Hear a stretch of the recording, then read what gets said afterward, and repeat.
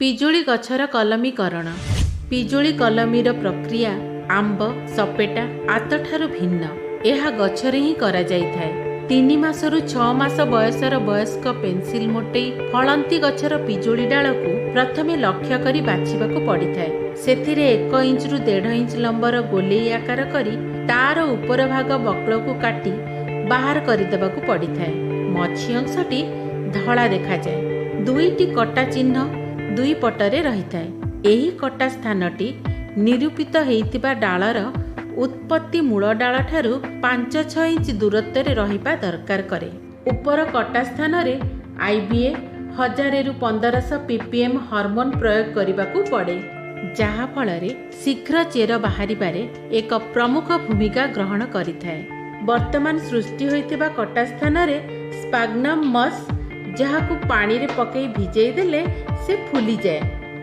सेथिरु किछि मात्रा रे आनी सेई कटायुक्त कांडरे देई ता उपरे स्वच्छ दृश्ययुक्त पॉलिथिन देई उभय मुंड को बांधी दिया जाए। सेई पॉलिथिन बांधिबा द्वारा कांड भितरटी आर्द्रयुक्त रहे। 4 रु 6 सप्ताह गड़ी गला परे एथिरे चेर बाहरिबाकू आरंभ हुए। चेर बाहरिबार 7-8 सप्ताह परे सेई मस स्तर भेद करी पर्याप्त परिमाण रे चेर बाहरे। जेतेबेले स्वच्छ पॉलिथिन भितरे एगुड़िक पदाकू देखा जाए सेतेबेले मुख्य डालठू अलगा करी बंधा जाइतिबा गंठी गुड़िक काटी दिया जाए। पॉलिथिन बाहर करी चेरयुक्त डालटी को पॉली बैग रे लगाई छाई स्थान रे रखी दिया जाए। चारा गछटी नुआ रूप रे बढ़िबाकू आरंभ करे।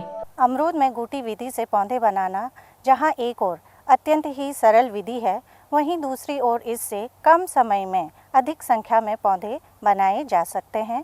2 वर्ष की आयु वाले मात्र पौधे से करीबन 25 से 30 गुटियां बनाई जा सकती हैं, वहीं 5 तथा उससे अधिक आयु की उम्र वाले मात्र पौधे से 40 से 50 तक गुटियां बना सकते हैं।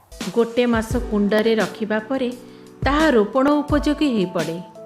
साधारणतः मौसुमी आसिले सेई समय रे पिजुली गछर कलमीकरण करिबाटा सबुठु भल समय अटे।